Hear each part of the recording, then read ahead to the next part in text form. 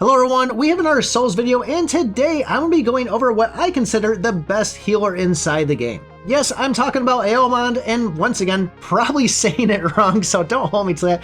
We got a long list of funky names here just for me to screw up on you, so sit back and get ready. But Aolmond is going to be part of the healer class, hence being a healer, and the gear he's going to be wearing is part of the intelligence class. So the most loved thing about Aolmond is the healing effect, or the first active skill, which is Lunar Owl. This is going to heal for a portion of your attack immediately for any ally that's touching you.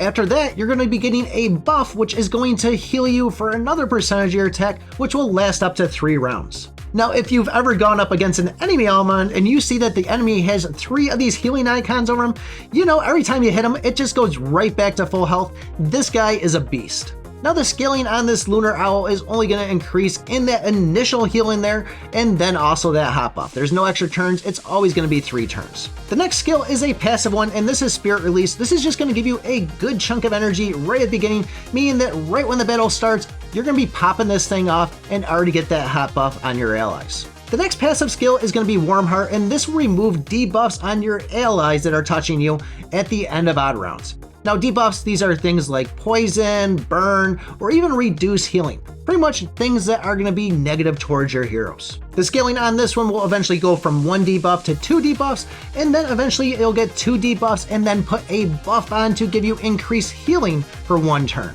So you already got stacks of that Lunar Owl just continuously pumping healing into you, and then this gets brought in and now you get an additional 20%.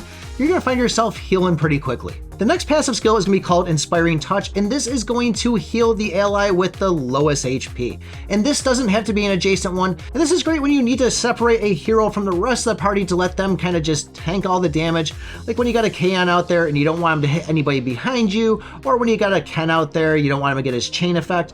This is a great way to throw him over there, let him take the damage, and still slap him on with this healing. Yes, they won't get the healing effects of the Lunar Owl and everything else, but still, it's a way to keep him alive a little bit longer. The scaling of this will always stay for every 2 rounds, but it will increase in percentage based by that. You'll also get defense added to Aolmond himself, just to make sure that he's staying alive a little longer.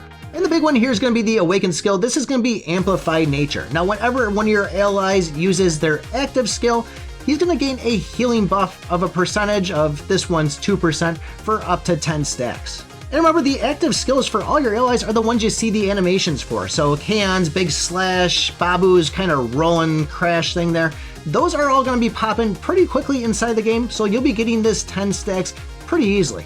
But this is a hero I see myself using all the way to endgame, unless they come out with some new stuff inside here. This one's pretty solid for me. If you guys want to know more about the event going on right now, cave hunting, check out this video right here. Thanks for watching, and remember, I pick my butt.